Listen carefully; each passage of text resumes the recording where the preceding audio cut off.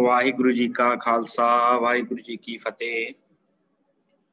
गुरु प्यारी गुरु सवारी साध संगत जी, आप जी सवेर दी ऑनलाइन गुरमतਿ क्लास दे विच जुड़ चुके हो, जिस विच आपां लड़ीवार सिख इतिहास नूं वाच रहे हैं। सतगुरां दी रहमत सदका आपां हुण तक जो सिख इतिहास वाचिया है, महाराजा रणजीत सिंह दा समा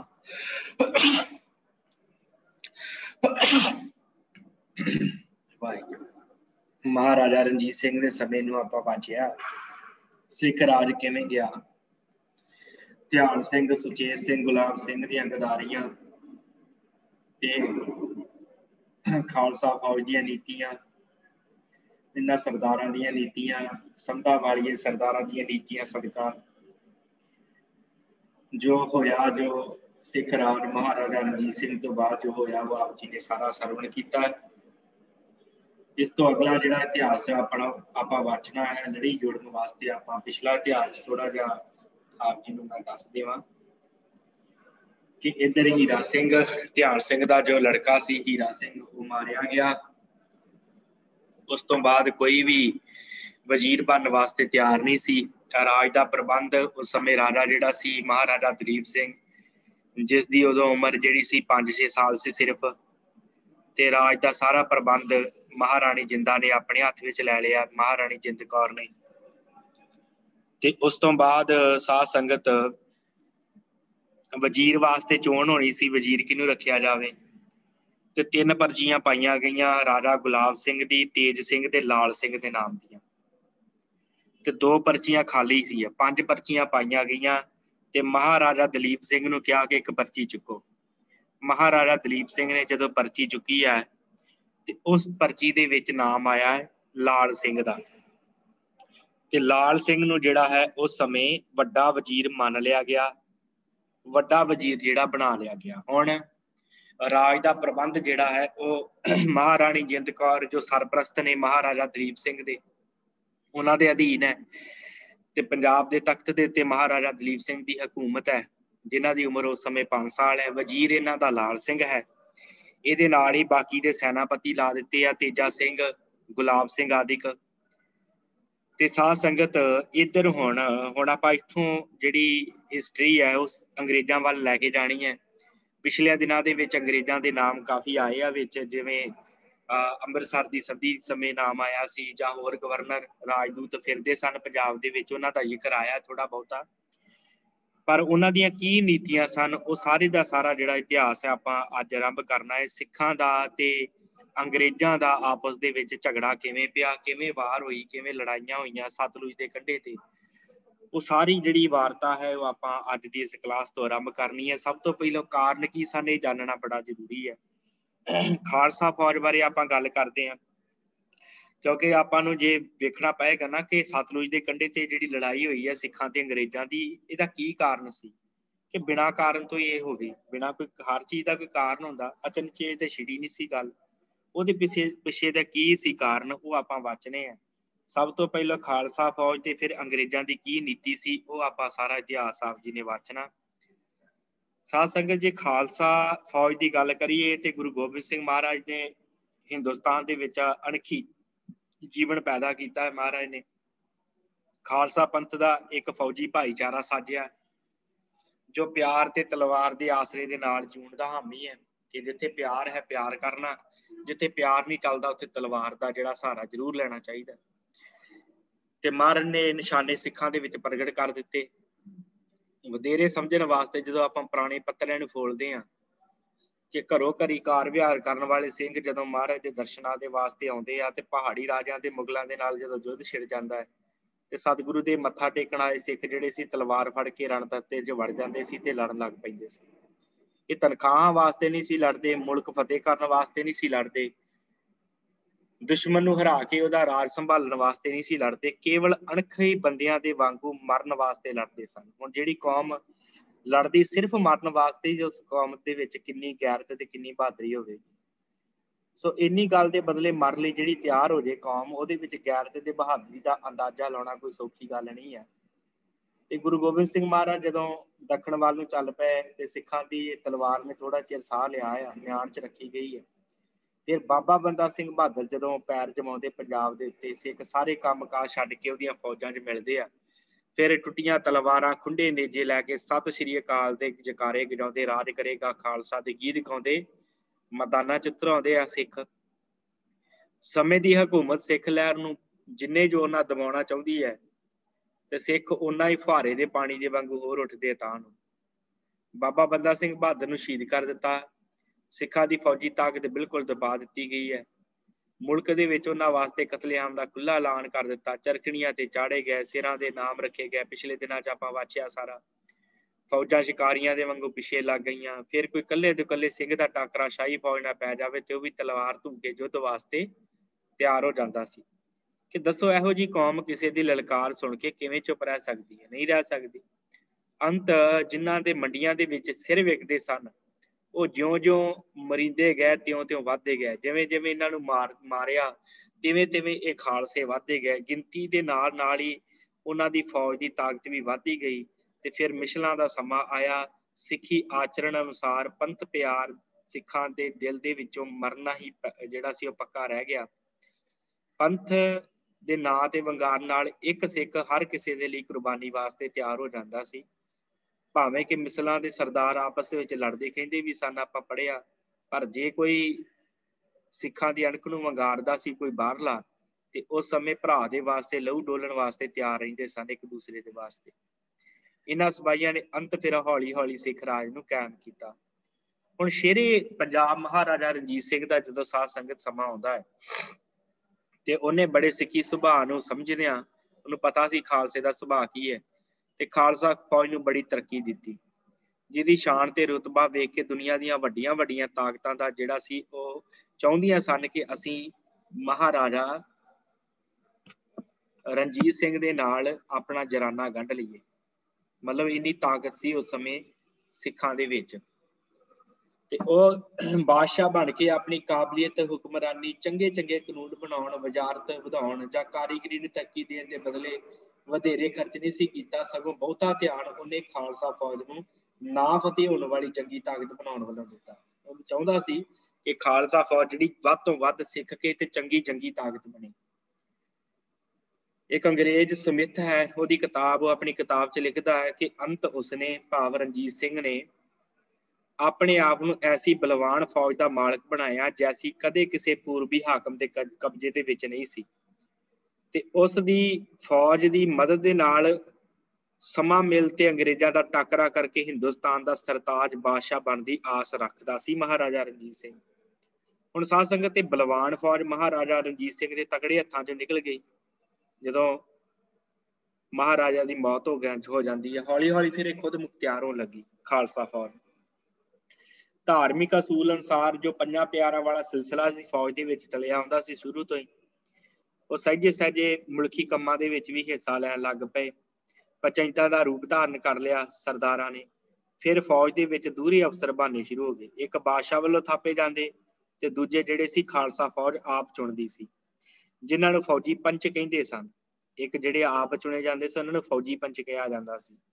ਪਹਿਲਾਂ ਤਾਂ ਮਿਲ ਕੇ ਸਰਕਾਰੀ ਅਫਸਰਾਂ ਦੇ ਹੁਕਮ ਥੱਲੇ ਕੰਮ ਚੱਲਦਾ ਰਿਹਾ, ਪਰ ਜਦੋਂ ਬਾਦਸ਼ਾਹ ਤੇ ਵਜ਼ੀਰ ਇੱਕ ਦੂਜੇ ਦੇ ਹੱਥੋਂ ਕਤਲ ਹੋਣ ਲੱਗ ਪਏ, ਜੋ ਆਪਾਂ ਪਿਛਲੇ ਦਿਨਾਂ 'ਚ ਪੜ੍ਹਿਆ, ਇੱਕ ਦੂਜੇ ਨੂੰ ਮਾਰਨਾ ਸ਼ੁਰੂ ਕਰ ਦਿੱਤਾ, ਤੇ ਇਹ ਕੰਮ ਫੌਜਾਂ ਦੀ ਮਦਦ ਨਾਲ ਹੁੰਦੇ ਤੇ ਫੌਜ ਦੇ ਪੰਚ ਜਿਹੜੇ ਸੀ ਉਹ ਜ਼ੋਰ ਫੜਦੇ ਗਏ, ਕਿਉਂਕਿ ਜਿਹਨੂੰ ਵੀ ਤਾਕਤ ਦੀ ਲੋੜ ਹੁੰਦੀ ਉਹੀ ਹੀ ਫੌਜ ਦਾ ਸਹਾਰਾ ਲੈਂਦਾ ਸੀ, ਖਾਲਸਾ ਫੌਜ ਦਾ। ਤੇ ਮਹਾਰਾਜਾ ਰਣਜੀਤ ਸਿੰਘ ਤੇ ਵਜ਼ੀਰ ਧਿਆਨ ਸਿੰਘ ਜਦੋਂ ਮਰਿਆ ਤੇ ਉਦੋਂ ਬਾਅਦ ਹੀਰਾ ਸਿੰਘ ਨੇ ਸਿੱਧਾ ਫੌਜ ਦੀ ਸ਼ਰਨ ਵਿੱਚ ਆਣ ਪਿਆ ਸੀ। ਹੀਰਾ ਸਿੰਘ, ਕਿਉਂਕਿ ਉਹਦੇ ਕੋਲ ਹੋਰ ਕੋਈ ਤਾਕਤ ਨਹੀਂ ਸੀ। ਤੇ ਸੰਧਾਂ ਵਾਲੀਆਂ ਨੂੰ ਮਾਰ ਕੇ ਹੀਰਾ ਸਿੰਘ ਜਦੋਂ ਵਜ਼ੀਰ ਬਣਿਆ, ਆਪ ਜੀ ਨੇ ਸਰਵਣ ਕੀਤਾ ਪਿਛਲੇ ਦਿਨਾਂ 'ਚ, ਤੇ ਉਹਦੀ ਸਾਰੀ ਦੀ ਸਾਰੀ ਤਾਕਤ ਜਿਹੜੀ ਸੀ ਫੌਜ ਸੀ। ਹੁਣ ਫੌਜਾਂ ਦੇ ਫੌਜੀ ਪੰਚਾਂ ਨੇ ਵੀ ਆਪਣੀ ਤਾਕਤ ਨੂੰ ਸਮਝ ਲਿਆ ਸੀ ਕਿ ਸਾਡੇ ਵਿੱਚ ਇੰਨੀ ਕੁ ਤਾਕਤ ਹੈਗੀ ਕਿ ਅਸੀਂ ਤਖਤਾ ਪਲਟ ਸਕਦੇ ਹਾਂ। ਜਦੋਂ ਹੀਰਾ ਸਿੰਘ ਵਜ਼ੀਰ ਬਣ ਕੇ ਫੌਜ ਨੂੰ ਕਾਬੂ 'ਚ ਨਹੀਂ ਸੀ ਰੱਖ ਸਕਿਆ, ਜੋ ਵੀ ਉਹ ਗਲਤ ਕੰਮ ਕਰਦਾ ਸੀ ਤੇ ਉਹਨੂੰ ਵੀ ਫਿਰ ਝਟਕਾ ਦਿੱਤਾ ਸੀ ਖਾਲਸੇ ਫੌਜ ਨੇ।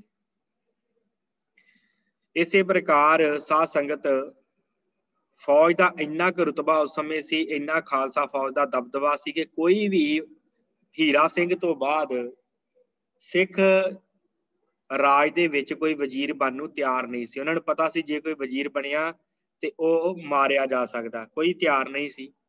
तो खालसा फौज की इन्नी ताकत वध गई कि सरदार जवाहर सिंह दे मरण तो पिछों कोई वड्डा वजीर नहीं सी बनिया।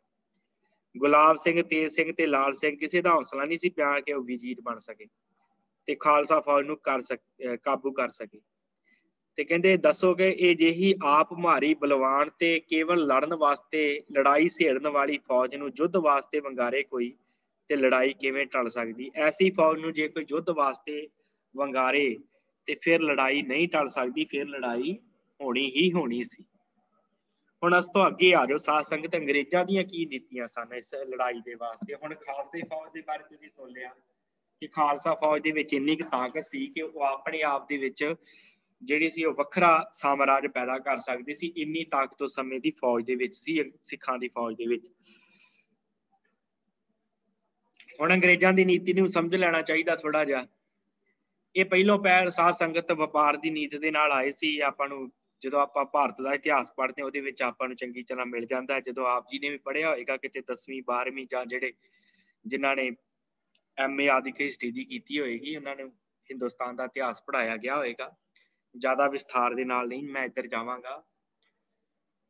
ਤੇ ਇਹ ਇੱਕ ਸਾਧ ਸੰਗਤ ਆਈ ਸੀ, ਈਸਟ ਇੰਡੀਆ ਕੰਪਨੀ ਦੀ ਇਸ ਨਾਲ ਸਥਾਪਨਾ ਕੀਤੀ ਹੈ। ਕੁਝ ਯੂਰਪੀ ਦੇਸ਼ ਇਹਨਾਂ ਦੇ ਨਾਲ ਆਏ ਜਿਨ੍ਹਾਂ ਦੇ ਵਿੱਚ ਅੰਗਰੇਜ਼ ਤੇ ਫਰਾਂਸੀਸੀ ਜਿਹੜੇ ਸੀ ਉਹ ਸਭ ਤੋਂ ਵੱਧ ਸਨ। ਤੇ ਕੰਮ ਇਹਨਾਂ ਦਾ ਵਾਧਾ ਗਿਆ ਤੇ ਇਹਨਾਂ ਦਾ ਪ੍ਰਬੰਧ ਵੀ ਵਾਧਾ ਗਿਆ। ਇਹਨਾਂ ਨੇ ਫਿਰ ਫੌਜ ਦੀ ਗਿਣਤੀ ਵਧਾਉਣੀ ਸ਼ੁਰੂ ਕਰ ਦਿੱਤੀ। ਅੰਤ ਲੜਾਈ ਝਗੜਿਆਂ ਦੀ ਨੌਬਤ ਵੀ ਆਣ ਪਹੁੰਚੀ। ਫਿਰ ਜਿਹੜੀ ਪੁਲਿਸ ਸੀ ਉਹਦੇ ਨਾਲ ਫੌਜ ਦੀ ਵੀ ਲੋੜ ਪੈ ਗਈ। ਉਧਰ ਔਰੰਗਜ਼ੇਬ ਤੋਂ ਪਿੱਛੋਂ ਤਾਕਤ ਜਿਹੜੀ ਸੀ ਮੁਗਲਾਂ ਦੀ ਉਹ ਘਟਦੀ ਗਈ ਹੌਲੀ ਹੌਲੀ। ਅੰਤ ਕੇਵਲ ਨਾਮ ਧਰੀਕ ਬਾਦਸ਼ਾਹ ਰਹਿ ਗਏ ਤੇ ਦੂਰ ਦੇ ਸੂਬੇ ਜਿਹੜੇ ਸਨ ਉਹਨਾਂ ਨੇ ਆਪ ਖੁਦ ਮੁਖਤਿਆਰ ਹੋ ਗਏ। ਹਿੰਦੁਸਤਾਨ ਦੀਆਂ ਛੋਟੀਆਂ ਛੋਟੀਆਂ ਤਾਕਤਾਂ ਵਿੱਚ ਹਿੰਦੁਸਤਾਨ ਵੰਡਿਆ ਗਿਆ। ਅੰਗਰੇਜ਼ਾਂ ਤੇ ਫਰਾਂਸੀਸੀਆਂ ਨੂੰ ਹਿੰਦ ਵਿੱਚੋਂ ਮਾਰ ਕੇ ਭਜਾਇਆ। ਅੰਗਰੇਜ਼ਾਂ ਨੇ ਜਿਹੜੇ ਫਰਾਂਸੀਸੀ ਨਾਲ ਆਏ ਸੀ ਫਰਾਂਸ ਵਾਲੇ ਉਹਨਾਂ ਨੂੰ ਭਜਾ ਦਿੱਤਾ ਤੇ ਸਹਿਜੇ ਸਹਿਜੇ ਹਿੰਦੀ ਨਵਾਬਾਂ ਤੇ ਅੰਗਰੇਜ਼ਾਂ ਦੇ ਝਗੜਿਆਂ ਦੇ ਵਿੱਚ ਇਹਨਾਂ ਨੇ ਹਿੱਸਾ ਲੈਣਾ ਸ਼ੁਰੂ ਕਰ ਦਿੱਤਾ। ਅੰਗਰੇਜ਼ਾਂ ਨੇ ਜਿਹੜੇ ਹਿੰਦੀ ਨਵਾਬ ਸਨ ਭਾਵ ਹਿੰਦੁਸਤਾਨ ਦੇ ਨਵਾਬ ਉਹਨਾਂ ਦੇ ਝਗੜਿਆਂ 'ਚ ਹਿੱਸਾ ਲੈਣਾ ਸ਼ੁਰੂ ਕਰ ਦਿੱਤਾ। ਹੌਲੀ ਹੌਲੀ ਫੌਜ ਦੀ ਗਿਣਤੀ ਵਧਣ ਲੱਗੀ ਤੇ ਦੇਸ਼ ਦੇ ਕੁਛ ਥੋੜੇ ਜਿਹੇ ਹਿੱਸੇ ਤੇ ਇਹਨਾਂ ਨੇ ਕਬਜ਼ਾ ਕਰ ਲਿਆ ਈਸਟ ਇੰਡੀਆ ਕੰਪਨੀ ਨੇ। ਈਸਟ ਇੰਡੀਆ ਕੰਪਨੀ ਤੇ ਵਲਾਇਤ ਵਾਲੇ ਪ੍ਰਬੰਧਕ ਜਿਨ੍ਹਾਂ ਨੂੰ ਡਾਇਰੈਕਟਰੀਜ਼ ਕਿਹਾ ਜਾਂਦਾ ਸੀ ਪਹਿਲੋਂ ਇਸ ਗੱਲ ਤੋਂ ਘਬਰਾ ਗਏ ਤੇ ਕੁਝ ਅਫਸਰਾਂ ਉੱਤੇ ਇਹਨਾਂ ਮੁਕੱਦਮੇ ਵੀ ਚੱਲੇ ਜਦੋਂ ਉਹਨਾਂ ਨੇ ਆਪਣੇ ਸਾਧ ਸੰਗਤ ਆਪਣੀਆਂ ਨੀਤੀਆਂ ਲਾਗੂ ਕਰਨੀਆਂ ਸ਼ੁਰੂ ਕਰ ਦਿੱਤੀਆਂ। ਉਹਨਾਂ ਨੇ ਹਿੰਦੀ ਨਵਾਬਾਂ ਦੇ ਨਾਲ ਲੜਾਈਆਂ ਕਿਉਂ ਸਹਾੜੀਆਂ ਸਨ ਤੇ ਮੁਲਕ ਕਿਉਂ ਮੱਲਿਆ? ਕਿਉਂਕਿ ਉਦੋਂ ਨੀਤੀ ਜਿਹੜੀ ਸੀ ਪਾਲਿਸੀ ਕੇਵਲ ਇਹਨਾਂ ਦੀ ਵਪਾਰ ਕਰਨ ਦੀ ਸੀ। ਇਹ ਵਪਾਰ ਕਰਨ ਵਾਸਤੇ ਆਏ ਸੀ, ਹਕੂਮਤ ਕਰਨ ਵਾਸਤੇ ਨਹੀਂ ਸੀ ਆਏ। ਕਈ ਵਾਰ ਆਉਣ ਵਾਲੇ ਅਫਸਰਾਂ ਨੂੰ ਪਿੱਛੋਂ ਹਦਾਇਤ ਕੀਤੀ ਗਈ ਸੀ ਕਿ ਉਹ ਹਿੰਦੀ ਹਾਕਮਾਂ ਦੇ ਝਗੜਿਆਂ ਦੇ ਵਿੱਚ ਨਾ ਪੈਣ, ਪਰ ਇੱਥੇ ਆ ਕੇ ਉਹ ਝਗੜਿਆਂ ਦਾ ਹਿੱਸਾ ਲਾਏ ਬਿਨਾਂ ਨਹੀਂ ਸੀ ਰਹਿ ਸਕੇ। ਉਹ ਬਦੋ ਬਦੀ ਆਪਣਾ ਜਿਹੜਾ ਸੀ ਕਿਸੇ ਨਾ ਕਿਸੇ ਸਾਮਰਾਜ ਦੇ ਝਗੜੇ 'ਚ ਆਪ ਹਿੱਸਾ ਲੈ ਲੈਂਦੇ ਸਨ, ਪਰ ਇੱਥੇ ਆ ਕੇ ਝਗੜਿਆਂ ਦੇ ਹਿੱਸਾ ਬਿਨਾਂ ਨਹੀਂ ਸੀ ਰਹਿੰਦੇ। ਅੰਤ ਬਦਲਦੀ ਨੀਤੀ ਇੱਥੋਂ ਤੱਕ ਪਹੁੰਚ ਗਈ ਕਿ ਜਦੋਂ ਦੋ ਰਾਜੇ ਆਪਸ ਦੇ ਵਿੱਚ ਲੜ ਪੈਂਦੇ ਤੇ ਅੰਗਰੇਜ਼ ਇੱਕ ਦਾ ਪੱਖ ਕਰਕੇ ਦੂਜੇ ਨੂੰ ਹਰਾ ਦਿੰਦੇ ਤੇ ਹਾਰੇ ਹੋਏ ਦਾ ਜਿਹੜਾ ਹਿੱਸਾ ਸੀ ਜਿਹਦਾ ਇਲਾਕਾ ਸੀ ਉਹ ਆਪਣੇ ਰਾਜ ਦੇ ਵਿੱਚ ਮਿਲਾ ਲੈਂਦੇ। ਅੱਗੇ ਉੱਕੜ ਦੁੱਕੜ ਇਲਾਕੇ ਫਤਿਹ ਹੋ ਕੇ ਕੰਪਨੀ ਦੇ ਰਾਜ ਦੇ ਵਿੱਚ ਆਉਣ ਲੱਗ ਪਏ। ਅੰਗਰੇਜ਼ੀ ਰਾਜ ਦੀ ਨਿਸ਼ਾਨੀ ਹਿੰਦੁਸਤਾਨ ਦੇ ਨਕਸ਼ੇ ਤੇ ਲਾਲ ਰੰਗ ਦੀ ਇੱਕ ਛਿੱਟ ਦੇ ਵਾਂਗ ਪਈ। ਜਿਵੇਂ ਕਿਸੇ ਕਾਗਜ਼ ਦੇ ਉੱਤੇ ਇੱਕ ਲਾਲ ਰੰਗ ਦੀ ਛਿੱਟ ਪੈ ਜਾਏ ਤੇ ਸਾਰੇ ਦਾ ਸਾਰਾ ਕਾਗਜ਼ ਜਿਹੜਾ ਨਾ ਉਹਦੇ ਤੇ ਲਾਲ ਸ਼ਾਹੀ ਵਾਂਗ ਖਿਲਰ ਜਾਂਦੀ ਹੌਲੀ ਹੌਲੀ। ਇਸੇ ਪ੍ਰਕਾਰ ਕਹਿੰਦੇ ਛਿੱਟ ਦੇ ਵਾਂਗੂ ਡਿੱਗਿਆ, ਪਰ ਬੰਗਾਲ ਮਦਰਾਸ ਦੇ ਕੁਝ ਹਿੱਸੇ ਇਹਨਾਂ ਦੇ ਕਬਜ਼ੇ ਦੇ ਵਿੱਚ ਸੀ।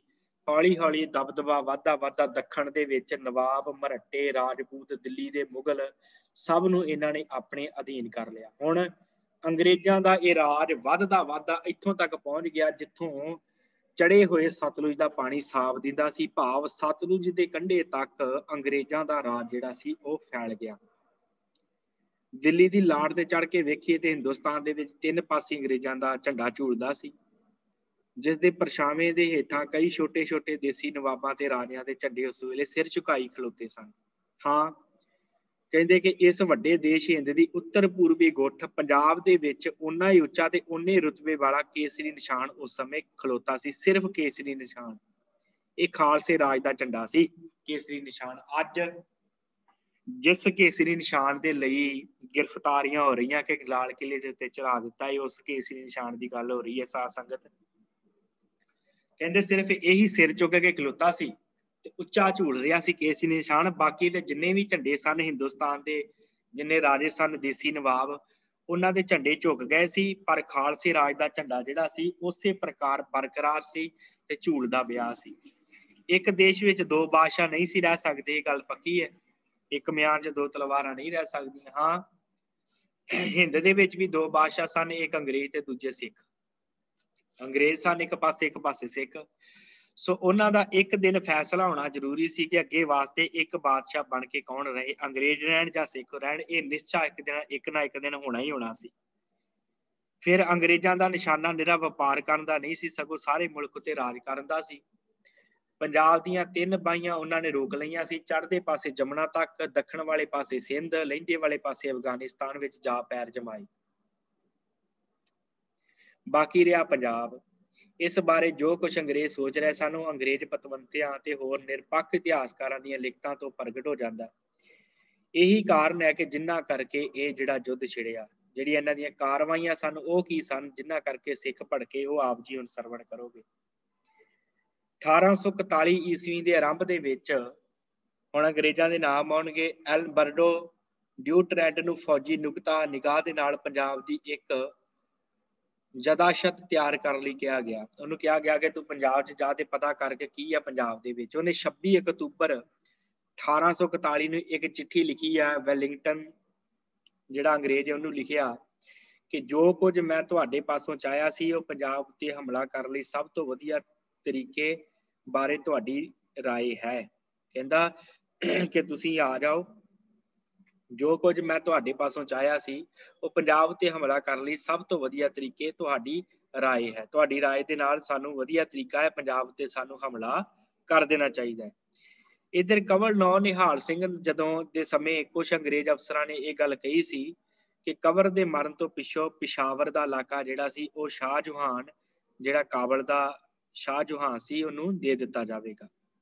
हुण कंवर नौ निहाल दी जदों मौत होई ते सर विलियम मैकनागटन इन्हें लॉर्ड आकलैंड नूं पंजाब बारे कहा कि 3 धिरां अंग्रेज, सिख ते अफगान इन्हां दी आपस दी सुलह टुट गई है, क्योंकि शेर सिंह जिसने दूजियां दा हक मार लिया है, किसी हाल भी राजा महाराजा रणजीत सिंह दा हकी वारस मन्निया नहीं जा सकता। इन्हें इनकारी कर दिता सी कि शेर सिंह नूं जिहड़ा असीं राजा नहीं मनदे। फिर लॉर्ड वैलिंगटन जिहड़ा सी उन्हें लॉर्ड फिट्जरलैंड के नाम ते 6 अप्रैल 1842 ईस्वी ने एक चिट्ठी लिखी सी। 1842 ਦੇ ਵਿੱਚ ਉਹਦੇ ਵਿੱਚ ਲਿਖਿਆ ਸੀ ਕਿ ਪਰ ਮੈਂ ਇਹ ਜ਼ਰੂਰ ਕਹਿਣਾ ਹਾਂ ਕਿ ਜੇ ਅਸਾਂ ਆਪਣੀ ਪੋਜੀਸ਼ਨ ਨੂੰ ਅਫਗਾਨਿਸਤਾਨ ਦੇ ਵਿੱਚ ਕਾਇਮ ਰੱਖਣਾ ਤੇ ਸਾਨੂੰ ਪਿਸ਼ਾਵਰ, ਦਰਾ, ਖੈਬਰ, ਜਲਾਲਾਬਾਦ ਜ਼ਰੂਰ ਰਹਿਣੇ ਚਾਹੀਦੇ ਕਿ ਪਿਸ਼ਾਵਰ ਵੀ ਸਾਡੇ ਕੋਲ ਹੋ ਜੇ, ਦਰਾ ਖੈਬਰ ਵੀ ਸਾਡੇ ਕੋਲ ਹੋ ਜੇ ਤੇ ਜਲਾਲਾਬਾਦ ਵੀ ਸਾਡੇ ਕੋਲ ਜ਼ਰੂਰ ਹੋ ਜਾਣੇ ਚਾਹੀਦੇ ਆ। ਤੇ ਜਦੋਂ ਹੀਰਾ ਸਿੰਘ ਵਜ਼ੀਰ ਬਣਿਆ ਤੇ ਉਹਨੇ ਸਿੱਖ ਫੌਜ ਨੂੰ ਭੜਕਾਇਆ। ਹੀਰਾ ਸਿੰਘ ਜਦੋਂ ਵਜ਼ੀਰ ਬਣਿਆ ਕਿ ਅੰਗਰੇਜ਼ ਜਿਹੜਾ ਹੱਲਾ ਕਰਨਗੇ। ਇਸ ਹਿਲਜੁਲ ਦੇ ਵਿੱਚ ਬਰਤਾਨਵੀ ਸਰਕਾਰ ਜਿਹੜੀ ਸੀ, ਅੰਗਰੇਜ਼ਾਂ ਦੀ ਸਰਕਾਰ ਨਾਲ ਡਰ ਪੈਦਾ ਹੋ ਗਿਆ। ਜੋ ਅੰਗਰੇਜ਼ੀ ਸਰਕਾਰ ਪਹਿਲਾਂ ਹੀ ਪੰਜਾਬ ਦੇ ਹਾਕਮਾਂ ਦੀ ਕਮਜ਼ੋਰੀ ਦੇ ਕਾਰਨ ਆਸ ਰੱਖਦੀ ਸੀ ਕਿ ਇੱਕ ਦਿਨ ਲਾਹੌਰ ਦੀ ਸਲਤਨਤ ਦੇ ਟੁਕੜੇ ਟੁਕੜੇ ਹੋ ਜਾਣਗੇ।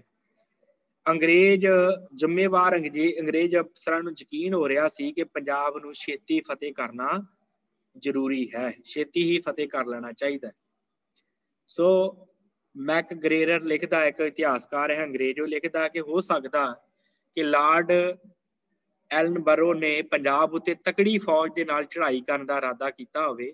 ਇਸ ਗੱਲ ਦੀ ਤਸੱਲੀ ਉਹਦੀ ਲਿਖੀ ਹੋਈ ਚਿੱਠੀ ਤੋਂ ਲੱਗਦੀ ਹੈ ਜੋ ਉਹਨੇ 20 ਅਪ੍ਰੈਲ 1844 ਨੂੰ ਵੈਲਿੰਗਟਨ ਨੂੰ ਲਿਖੀ ਸੀ। ਉਸ ਚਿੱਠੀ ਦੇ ਬੋਲ ਸਨ, ਆਪ ਜੀ ਨੇ ਸਰਵਣ ਕਰਨੇ ਕਿ ਮੈਨੂੰ ਪੱਕੀ ਆਸ ਹੈ ਕਿ ਨਵੰਬਰ 1845 ਈਸਵੀ ਤੱਕ ਸਾਨੂੰ ਕਿਸੇ ਹਮਲੇ ਦੀ ਰੋਕ ਨਹੀਂ ਕਰਨੀ ਪਵੇਗੀ ਤੇ ਸਾਨੂੰ ਸਤਲੁਜ ਪਾਰ ਲੰਘਣ ਲਈ ਮਜਬੂਰ ਨਹੀਂ ਹੋਣਾ ਪਵੇਗਾ।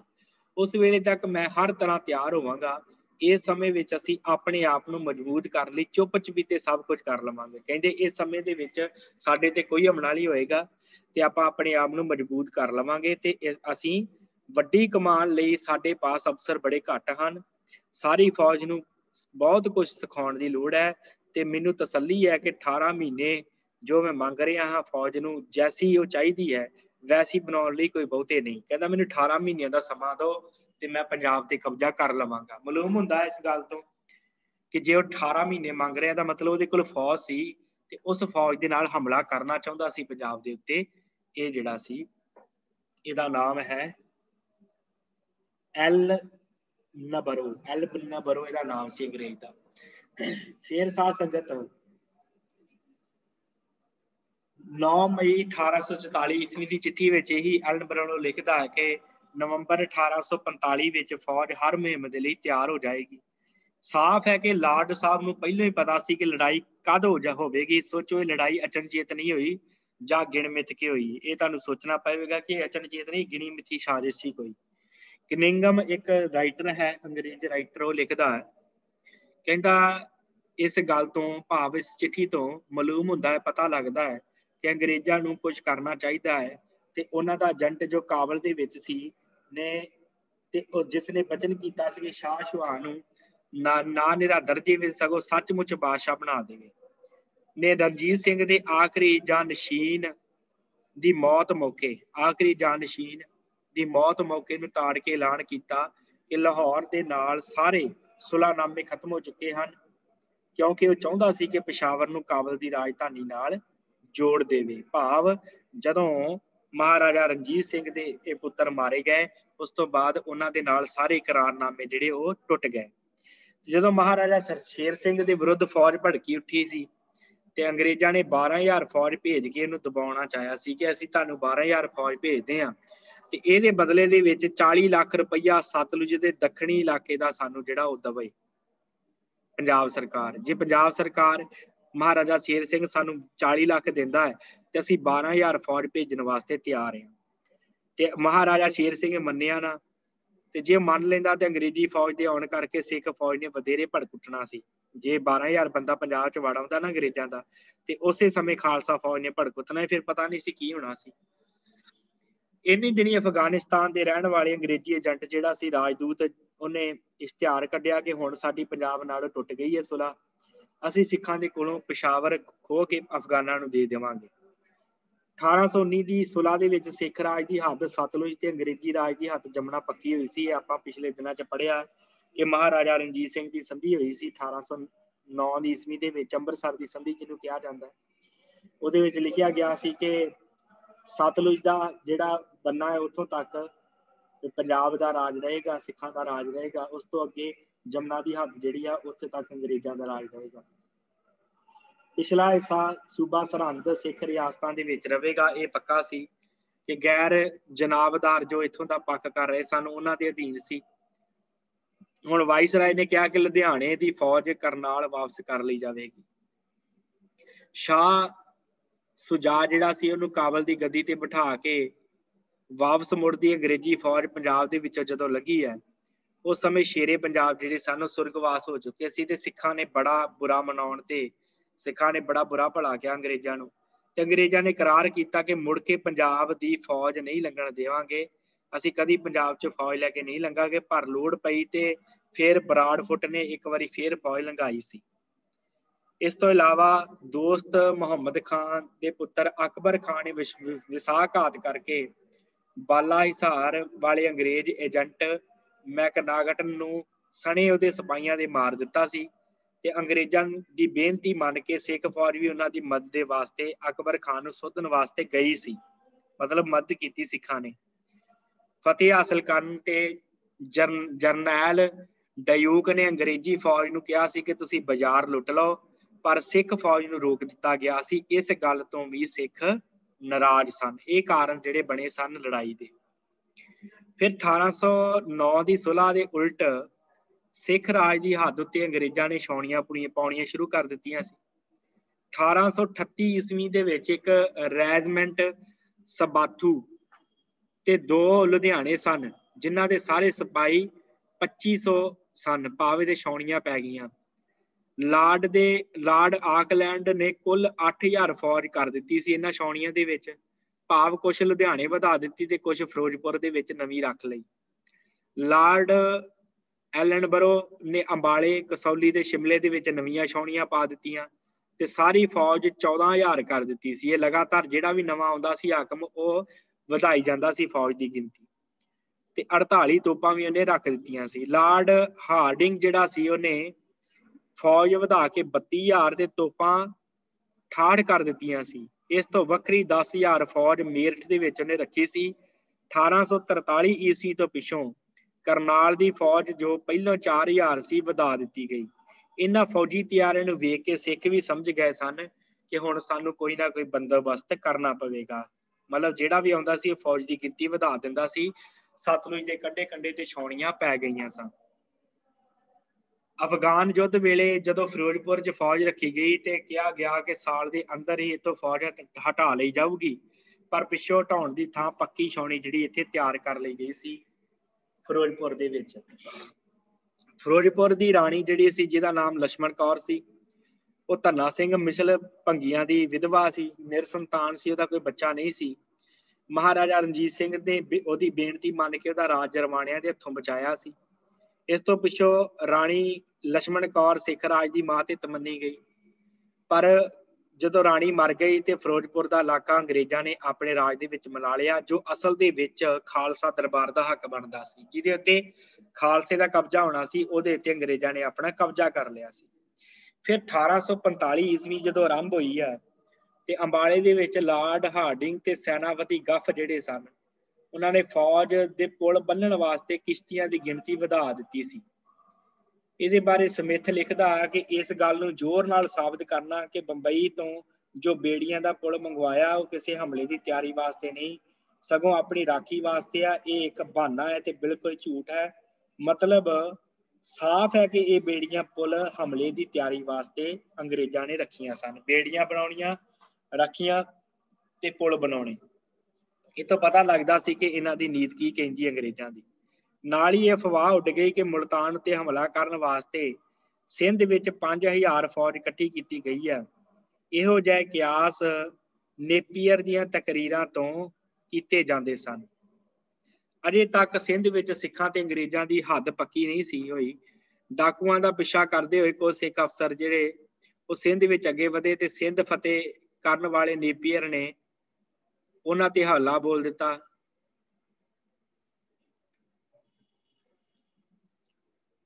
ਤੇ ਕਾਰਨ ਦੱਸਿਆ ਕਿ ਸਿੱਖ ਸਾਡੇ ਇਲਾਕੇ ਵਿੱਚ ਆ ਗਏ ਸਨ, ਜਦੋਂ ਅਜੇ ਹੱਦ ਦਾ ਫੈਸਲਾ ਨਹੀਂ ਸੀ ਹੋਇਆ। ਇਹ ਸਾਡੇ ਇਲਾਕੇ ਵਿੱਚ ਆ ਗਏ, ਇਹਦਾ ਕੀ ਅਰਥ ਬਣਦਾ ਹੈ? ਕਿਉਂਕਿ ਅਫਗਾਨਿਸਤਾਨ ਵਾਲਾ ਪਾਸਾ ਤੇ ਸਿੱਖਾਂ ਦੇ ਕੋਲ ਸਿੰਧ ਵਾਲਾ ਪਾਸਾ, ਪਰ ਸਿੱਖ ਉਧਰ ਗਏ ਤੇ ਇਹਨੇ ਕਹਿ ਕੇ ਸਿੱਖਾਂ ਤੇ ਹਮਲਾ ਕੀਤਾ ਕਿ ਸਾਡੇ ਇਲਾਕੇ 'ਚ ਵੜ ਆ ਗਏ। ਸੱਚੀ ਗੱਲ ਇਹ ਸੀ ਕਿ ਨੇਪੀਅਰ ਕਿੰਗਾਂ ਦੇ ਵਾਕ ਅਨੁਸਾਰ ਪੰਜਾਬ ਦੇ ਵਿੱਚ ਲੜਨਾ ਚਾਹੁੰਦਾ ਸੀ, ਲੜਾਈ ਚਾਹੁੰਦੇ ਸਨ। ਅੰਗਰੇਜ਼ੀ ਏਜੰਟ ਜਿਹੜਾ ਸੀ ਮੇਜਰ ਬਰਾਡਫੁੱਟ, ਉਹਨੇ ਸਤਲੁਜ ਦੇ ਪਾਰ ਦੇ ਰਾਜਵਾੜੇ, ਪਟਿਆਲਾ ਆਦਿ ਜਿਹੜੇ ਸਨ ਉਹਨਾਂ ਨੂੰ ਅੰਗਰੇਜ਼ਾਂ ਦੇ ਅਧੀਨ ਦੱਸੇ ਤੇ ਮਹਾਰਾਜਾ ਦਲੀਪ ਸਿੰਘ ਜੋ ਆਪਣੀ ਮਾਤਾ ਦੇ ਨਾਲ ਸੀ, ਉਹਦੇ ਮਰਨ ਤੇ ਜਾਂ ਕਿਸੇ ਗੱਲੋਂ ਤਖਤ ਤੇ ਲਏ ਜਾਣ ਤੇ ਇਹ ਇਲਾਕੇ ਅੰਗਰੇਜ਼ੀ ਰਾਜ ਵਿੱਚ ਮਿਲਾਏ ਜਾਣਗੇ। ਇਹ ਗੱਲ ਕਹਿ ਦਿੱਤੀ ਸੀ ਕਿ ਜੇ ਮਹਾਰਾਜਾ ਦਲੀਪ ਸਿੰਘ ਨੂੰ ਤਖਤ ਤੋਂ ਲਾ ਦਿੱਤਾ ਗਿਆ ਉਸ ਤੋਂ ਬਾਅਦ ਇਹ ਇਲਾਕੇ ਅਸੀਂ ਆਪਣੇ ਅਧੀਨ ਕਰ ਲਵਾਂਗੇ। ਇਹ ਗੱਲ ਇਹਨਾਂ ਨੇ ਕਹਿ ਦਿੱਤੀ ਸੀ। ਉਦੋਂ ਹੀ ਕੋਟਕਪੂਰਾ ਲਾਹੌਰ ਦਰਬਾਰ ਦੇ ਅਧੀਨ ਸੀ। ਕੋਟਕਪੂਰਾ ਇਲਾਕਾ ਕੁਛ ਸਿੱਖ ਸਵਾਰ ਜਿਹੜੇ ਸੀ ਉੱਥੋਂ ਵਾਪਸ ਲਾਹੌਰ ਨੂੰ ਆ ਰਹੇ ਸੀ ਤੇ ਮੇਜਰ ਬਰਾਡਫੁੱਟ ਨੇ ਉਹਨਾਂ ਦੇ ਉੱਤੇ ਹੱਲਾ ਬੋਲ ਦਿੱਤਾ ਤੇ ਸਤਲੁਜ ਲੰਘਦਿਆਂ ਉੱਤੇ ਗੋਲੀਆਂ ਚਲਾਈਆਂ, ਪਰ ਸਿੱਖਾਂ ਨੇ ਅੱਗਿਓਂ ਕੋਈ ਵੀ ਕਿਸੇ ਤਰ੍ਹਾਂ ਦੀ ਹਰਕਤ ਨਹੀਂ ਕੀਤੀ। ਸਿੱਖ ਚੁੱਪਚਾਪ ਆਪਣੇ ਇਲਾਕੇ ਦੇ ਵਿੱਚ ਵਾਪਸ ਆ ਗਏ ਸਨ। ਇਹ ਕੰਮ ਬਰਾਡਫੁੱਟ ਨੇ 1809 ਈਸਵੀ ਦੇ ਵਿੱਚ ਜਿਹੜੀ ਸੁਲਾਹ ਹੋਈ ਸੀ ਸਿੱਖਾਂ ਦੀ ਉਹਦੇ ਉਲਟ ਕੀਤਾ, ਕਿਉਂਕਿ ਸਿੱਖ ਅਫਸਰ ਲੋੜ ਤੋਂ ਵੱਧ ਸਤਲੁਜ ਪਾਰ ਨਹੀਂ ਗਏ ਸੀ। ਹੁਣ ਮੁਲਤਾਨ ਦਾ ਦੀਵਾਨ ਮੂਲ ਰਾਜ, ਉਹਨੇ ਲਾਹੌਰ ਦਰਬਾਰ ਦੇ ਵਿਰੁੱਧ ਅੰਗਰੇਜ਼ਾਂ ਤੋਂ ਮਦਦ ਮੰਗੀ ਸੀ ਤੇ ਬਰਾਡਫੁੱਟ ਨੇ ਉਹਨੂੰ ਮਦਦ ਦੇਣੀ ਮੰਨ ਲਈ ਸੀ। ਇਹ ਵੀ ਗੱਲ ਤੋਂ ਸਿੱਖ ਗੁੱਸਾ ਸਨ। ਬਰਾਡਫੁੱਟ ਨੇ ਲੁਧਿਆਣੇ ਦੇ ਲਾਗੇ ਲਾਹੌਰ ਦੇ 2 ਸਥਾਨ ਅੰਗਰੇਜ਼ੀ ਇਲਾਕੇ 'ਚ ਮਨਾ ਲਏ ਸੀ ਤੇ ਕਾਰਨ ਇਹ ਦੱਸਿਆ ਸੀ ਕਿ ਸਾਡੇ ਇਲਾਕੇ ਦੇ ਲੁਟੇਰੇ ਜਿਹੜੇ ਇੱਥੇ ਆਣ ਕੇ ਲੁਕਦੇ ਆ। ਅਸਲ ਦੇ ਵਿੱਚ ਮੇਜਰ ਬਰਾਡਫੁੱਟ ਲੜਾਈ ਦਾ ਸਭ ਤੋਂ ਵੱਡਾ ਕਾਰਨ ਮੰਨਿਆ ਜਾਂਦਾ ਹੈ। ਇਹਦੀ ਥਾਂ ਕਲਰਕ ਏਜੰਟ ਹੁੰਦਾ ਤੇ ਸ਼ਾਇਦ ਇਹ ਲੜਾਈ ਇੰਨੀ ਛੇਤੀ ਨਾ ਹੁੰਦੀ। ਫਲੌਰ ਦੇ ਕਿਲੇ ਦੇ ਸਾਹਮਣੇ, ਫਲੌਰ ਦਾ ਕਿਲਾ ਜਿੱਥੇ ਹੁਣ ਸਾਧ ਸੰਗਤ ਪੰਜਾਬ ਦੀ ਜਿਹੜੀ ਹੈ ਪੁਲਿਸ ਉਹਨਾਂ ਦੀ ਟ੍ਰੇਨਿੰਗ ਹੁੰਦੀ ਹੈ। ਫਲੌਰ ਦੇ ਕਿਲੇ ਦੇ ਸਾਹਮਣੇ ਅੰਗਰੇਜ਼ਾਂ ਦਾ ਜਹਾਜ਼ ਬਿਨਾਂ ਕਾਰਨ ਕਈ ਦਿਨ ਇੱਥੇ ਖਲੋਤਾ ਰਿਹਾ। ਰਾਜਾ ਸੁਚੇਤ ਸਿੰਘ ਧਿਆਨ ਸਿੰਘ ਡੋਗਰੇ ਦਾ ਭਰਾ ਸੀ ਜਿਹੜਾ, ਉਹਦਾ 18 ਲੱਖ ਰੁਪਈਆ ਫਿਰੋਜ਼ਪੁਰ ਦੀ ਅੰਗਰੇਜ਼ੀ ਬੈਂਕ ਦੇ ਵਿੱਚ ਜਮ੍ਹਾਂ ਸੀ। ਤੇ ਜਦੋਂ ਮਰ ਗਿਆ ਤੇ ਸਿੱਖਾਂ ਨੇ ਮੰਗਿਆ ਤੇ ਅੰਗਰੇਜ਼ਾਂ ਨੇ ਜਵਾਬ ਦਿੱਤਾ ਕਿ ਅੰਗਰੇਜ਼ੀ ਕੋਰਟ ਦੇ ਵਿੱਚ ਦਾਅਵਾ ਕਰੋ। ਇਹ ਇਹੋ ਜਿਹਾ ਹੁਕਮਨਾਮਾ ਉੱਤਰ ਸੀ ਜਿਵੇਂ ਲਾਹੌਰ ਦਰਬਾਰ ਅੰਗਰੇਜ਼ਾਂ ਦੇ ਅਧੀਨ ਹੁੰਦੀ ਹੈ। ਜਦੋਂ ਇਹਨਾਂ ਨੇ ਕਿਹਾ ਕਿ ਆਪਣਾ ਪੱਖ ਪੇਸ਼ ਕਰੋ, ਕਚਹਿਰੀ ਵਿੱਚ ਆਓ, ਤੇ ਸਿੱਖਾਂ ਨੂੰ ਬੜਾ ਗੁੱਸਾ ਆਇਆ ਕਿ ਅਸੀਂ ਇਹਨਾਂ ਦੇ ਥੱਲੇ ਥੋੜੀ ਲੱਗ ਕੇ ਰਹਿਣਾ। ਸੋ ਇਹਨਾਂ ਕਾਰਨਾਂ ਦਾ ਕਰਕੇ, ਜਿਨ੍ਹਾਂ ਕਾਰਨਾਂ ਕਰਕੇ ਸਿੱਖ ਫੌਜ ਭੜਕ ਉੱਠੀ, ਕਿਉਂਕਿ ਸਿੱਖ ਸਮਝਣ ਲੱਗ ਪਏ ਸਨ ਕਿ ਅੰਗਰੇਜ਼ਾਂ ਨੇ ਆਪਣੀ ਪਾਲਸੀ ਨੀਤੀ ਜਿਹੜੀ ਹੈ ਮੁਲਕੀ ਫਤਿਹ ਲਈ ਬਣਾ ਲਈ ਹੈ ਤੇ ਉਹਨਾਂ ਅੰਗਰੇਜ਼ਾਂ ਦੇ ਲਾਲਚ ਦਾ ਸਭ ਤੋਂ ਵੱਡਾ ਨਿਸ਼ਾਨਾ ਲਾਹੌਰ ਫਤਿਹ ਹੈ। ਇਹ ਵੇਲੇ ਦੇ ਅੰਗਰੇਜ਼ੀ ਸ਼ਰੀਫ ਜਿਹੜਾ ਸੀ ਰਾਜਦੂਤ ਦੇ ਕੰਮ ਕਰਨ ਦੇ ਢੰਗ ਤੋਂ ਪੱਕਾ ਪਤਾ ਲੱਗਦਾ ਸੀ ਕਿ ਸਿੱਖ ਜਿਹੜੇ ਆ ਅੰਗਰੇਜ਼ ਉਹ ਸਿੱਖਾਂ ਦੇ ਨਾਲ ਜਾਣ ਬੁੱਝ ਕੇ ਆਡੇ ਫਾਹੇ ਲੈਂਦੇ ਫਿਰਦੇ ਆ। ਇਸੇ ਵੇਲੇ ਸਿੱਖ ਸਿਪਾਹੀਆਂ ਦੇ ਦਿਲਾਂ ਦੇ ਵਿੱਚ ਅੱਗ ਬਲ ਰਹੀ ਸੀ। ਉਹ ਲੜਾਈ ਤੋਂ ਰੋਕੇ ਨਹੀਂ ਸੀ ਜਾ ਸਕਦੇ ਕਿਉਂਕਿ ਅੰਗਰੇਜ਼ ਕਰਮਚਾਰੀਆਂ ਨੇ ਉਹਨਾਂ ਨੂੰ ਲੜਨ ਵਾਸਤੇ ਮਜਬੂਰ ਕਰ ਦਿੱਤਾ ਸੀ। ਜੇ ਮਹਾਰਾਣੀ ਜਿੰਦ ਕੌਰ ਜਾਂ ਹੋਰ ਕੋਈ ਸਰਦਾਰ ਅੰਗਰੇਜ਼ਾਂ ਨੂੰ ਸਰਦਾਰ ਫੌਜਾਂ ਨੂੰ ਰੋਕਣਾ ਵੀ ਚਾਹੁੰਦਾ ਤੇ ਉਹ ਤਾਂ ਵੀ ਨਹੀਂ ਸੀ ਰੁਕਦੀਆਂ ਕਿਉਂਕਿ ਖੁਦ ਮੁਖਤਿਆਰ ਸਨ। ਅਸਲ ਦੇ ਵਿੱਚ ਇਹ ਲੜਾਈ ਸਾਰੇ ਲਾਹੌਰ ਦਰਬਾਰ ਨੇ ਨਹੀਂ, ਸਗੋਂ ਆਪ ਮੁਹਾਰੀ ਫੌਜਾਂ ਨੇ ਖੁਦ ਮੁਖਤਿਆਰ ਸਰਦਾਰਾਂ ਨੇ ਛੇੜੀ ਸੀ। ਇਸ ਬਾਰੇ ਇਤਿਹਾਸਕਾਰਾਂ ਨੇ ਲਿਖਿਆ ਹੈ ਕਿ ਰਣਜੀਤ ਸਿੰਘ ਦੇ ਕਰੜੇ ਹੱਥਾਂ ਦੇ ਵਿੱਚੋਂ ਜਦੋਂ ਫੌਜ ਆਜ਼ਾਦ ਹੋਈ ਹੈ ਤੇ ਪੰਜਾਬ ਬੇਕਾਬੂ ਹੋ ਰਿਹਾ ਸੀ, ਅੰਗਰੇਜ਼ਾਂ ਦੇ ਵਿਰੁੱਧ ਫੌਜ ਵਿੱਚ ਜੋਸ਼ ਵੱਧ ਰਿਹਾ ਸੀ। ਫੌਜੀ ਪੰਚ ਅਸਲ ਦੇ ਵਿੱਚ ਪੰਜਾਬ ਦੇ ਹਾਕਮ ਬਣ ਗਏ ਸਨ ਤੇ ਸਿੱਖ ਫੌਜ ਨੇ ਅੰਗਰੇਜ਼ਾਂ ਨਾਲ ਲੜਨ ਦਾ ਪੱਕਾ ਕਰ ਲਿਆ ਸੀ। ਰਾਣੀ ਤੇ ਉਹਦੇ ਖਿਆਲਾਂ ਦੇ ਸਰਦਾਰਾਂ ਦੀ ਰਾਏ ਠੁਕਰਾ ਦਿੱਤੀ ਸੀ ਤੇ ਸਾਹ ਪ੍ਰਗਟ ਹੈ ਕਿ ਰਾਣੀ ਜਿੰਦਾ ਤੇ ਹੋਰ ਕਈ ਸਰਦਾਰ ਸ਼ਾਮ ਸਿੰਘ ਅਟਾਰੀ ਵਰਗੇ ਇਸ ਲੜਾਈ ਦੇ ਵਿਰੁੱਧ ਸਨ। ਅੰਗਰੇਜ਼ਾਂ ਵਿਰੁੱਧ ਲੜਾਈ ਲਾਹੌਰ ਦਰਬਾਰ ਨੇ ਨਹੀਂ, ਸਗੋਂ ਆਪ ਹੁਦਰੀ ਜਿਹੜੀ ਸਿੱਖ ਫੌਜਾਂ ਨੇ ਛੇੜੀ। ਇਹ ਤਾਂ ਸਾਹ ਪ੍ਰਗਟ ਹੈ ਕਿ ਲੜਾਈ ਕਰਾਉਣ ਵਾਲੀ ਮਹਾਰਾਣੀ ਜਿੰਦ ਕੌਰ ਜਾਂ ਮਹਾਰਾਜਾ ਦਲੀਪ ਸਿੰਘ ਨਹੀਂ ਸਨ, ਸਗੋਂ ਕੁਝ ਖੁਦ ਮੁਖਤਿਆਰ ਸਰਦਾਰ ਸਨ ਜੋ ਅੰਦਰੋਂ ਅੰਦਰੀ ਅੰਗਰੇਜ਼ਾਂ ਦੇ ਨਾਲ ਮਿਲੇ ਹੋਏ ਸਨ। ਉਹ ਖਾਲਸਾ ਫੌਜ ਨੂੰ ਤਬਾਹ ਕਰਾ ਕੇ ਆਪ ਆਪਣੀ ਮਰਜ਼ੀ ਦਾ ਰਾਜ ਕਰਨਾ ਚਾਹੁੰਦੇ ਸਨ। ਵਜ਼ੀਰ ਲਾਲ ਸਿੰਘ ਨੇ ਨਵੰਬਰ 1845 ਈਸਵੀ ਦੇ ਆਰੰਭ ਵਿੱਚ ਸਿੱਖ ਸਰਦਾਰਾਂ ਤੇ ਫੌਜੀ ਪੰਚਾਂ ਦੀ ਇੱਕ ਸਭਾ ਬੁਲਾਈ। ਮਹਾਰਾਜਾ ਰਣਜੀਤ ਸਿੰਘ ਦੀ ਸਮਾਧ ਤੇ ਇਕੱਠ ਹੋਇਆ। ਅੰਗਰੇਜ਼ਾਂ ਨਾਲ ਲੜਾਈ ਕਰਨ ਉੱਤੇ ਵਿਚਾਰ ਹੋਣ ਲੱਗੀ। ਮਹਾਰਾਣੀ ਜਿੰਦ ਕੌਰ ਤੇ ਹੋਰ ਕਈ ਸਰਦਾਰ, ਜਿਨ੍ਹਾਂ ਦੇ ਵਿੱਚੋਂ ਸ਼ਾਮ ਸਿੰਘ ਮੁਖੀ ਸਨ, ਸ਼ਾਮ ਸਿੰਘ ਅਟਾਰੀ ਵਾਲੇ, ਉਹਨਾਂ ਦੀ ਰਾਏ ਸੀ ਕਿ ਅੰਗਰੇਜ਼ਾਂ ਦੇ ਨਾਲ ਹਾਲੇ ਕੋਈ ਲੜਾਈ ਨਾ ਛੇੜੀ ਜਾਵੇ ਕਿਉਂਕਿ ਘਰ ਦਾ ਬੜਾ ਪਾਟਾ ਪਿਆ ਹੋਇਆ, ਘਰ ਦੇ ਵਿੱਚ ਸਾਡੇ ਲੜਾਈਆਂ ਹੈ, ਇਸ ਕਰਕੇ ਅਸੀਂ ਲੜਾਈ ਨਹੀਂ ਜਿੱਤ ਸਕਾਂਗੇ। ਤੇ ਲਾਲ ਸਿੰਘ ਤੇ ਤੇਜਾ ਸਿੰਘ ਨੇ ਭੜਕਾ ਦਿੱਤਾ ਫੌਜੀ ਪੰਚਾਂ ਨੂੰ ਤੇ ਬੜੇ ਜ਼ੋਰ ਦੇ ਨਾਲ ਲੜਾਈ ਦੀ ਹਾਮੀ ਭਰ ਦਿੱਤੀ। ਅੰਤ ਫਿਰ ਬਹੁਤ ਸੰਮਤੀ ਜਿਹੜੀ ਸੀ ਉਹ ਲੜਾਈ ਵਾਸਤੇ ਤਿਆਰ ਹੋ ਗਈ। ਜਿਆਦੀ ਸਹਿਮਤੀ ਇਹ ਸੀ ਕਿ ਲੜਾਈ ਕੀਤੀ ਜਾਵੇਗੀ। ਇਸ ਪ੍ਰਕਾਰ ਸਾਧ ਸੰਗਤ ਜਿਹੜਾ ਇਹ ਲਾਲ ਸਿੰਘ ਤੇ ਤੇਜਾ ਸਿੰਘ ਸਨ, ਇਹਨਾਂ ਦੇ ਭੜਕਾਏ ਹੋਏ ਫੌਜੀਆਂ ਨੇ ਅੰਗਰੇਜ਼ਾਂ ਦੇ ਨਾਲ ਜਿਹੜਾ ਸੀ ਉਹ ਦੋ ਹੱਥ ਕਰਨ ਦੀ ਸੋਚੀ। ਸੋ ਇਸ ਤੋਂ ਬਾਅਦ ਲੜਾਈ ਦਾ ਐਲਾਨ ਹੁੰਦਾ ਹੈ ਤੇ ਫਿਰ ਅੰਗਰੇਜ਼ਾਂ ਵੱਲੋਂ ਕੀ ਪ੍ਰਤੀਕਰਮ ਆਉਂਦਾ ਹੈ ਉਹ ਸਾਰੀ ਦੀ ਸਾਰਾ ਜਿਹੜਾ ਇਤਿਹਾਸ ਆਪਾਂ ਆਉਣ ਵਾਲੇ ਦਿਨਾਂ 'ਚ ਵਾਚਾਂਗੇ। ਸੋ ਇੱਥੇ ਹੀ ਕਲਾਸ ਦੀ ਸਮਾਪਤੀ ਹੈ। ਹੋਈਆਂ ਭੁੱਲਾਂ ਚੁੱਕਾਂ ਦੀ ਖਿਮਾ, ਬੁਲਾਓ ਫਤਿਹ ਜੀ। ਵਾਹਿਗੁਰੂ ਜੀ ਕਾ ਖਾਲਸਾ, ਵਾਹਿਗੁਰੂ ਜੀ ਕੀ ਫਤਿਹ।